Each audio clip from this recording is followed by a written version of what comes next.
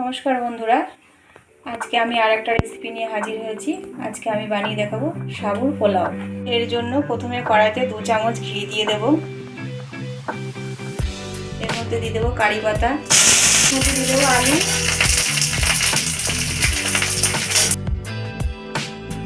আলুটা হালকা ভাজা হয়ে গেছে। এর মধ্যে দিয়ে দেবো সন্দক লবণ স্বাদ মতো, একটু নাড়াচাড়া করে নেব। এর মধ্যে দিয়ে দেবো ক্যাপসিকাম,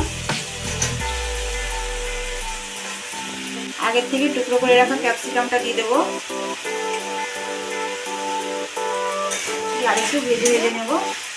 আমার ক্যাপসিকামটাও প্রায় ভাজা হয়ে গেছে। এর মধ্যে দিয়ে দেবো আমি বাদাম, আর দিয়ে দেবো লঙ্কা কুচি।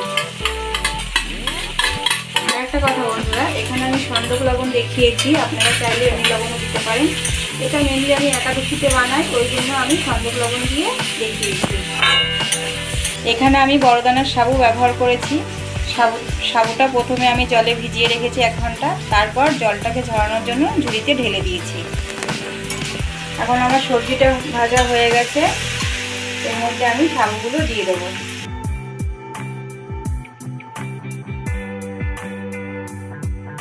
আমার রেসিপিটা প্রায় হয়ে গেছে। নামানোর আগে আমি সামান্য চিনি দেবো, চিনি দিয়ে নামিয়ে নেব।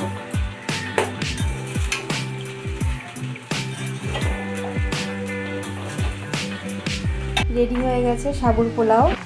আমি ওপর দিয়ে একটু শসা কুচি দিয়ে দেবো।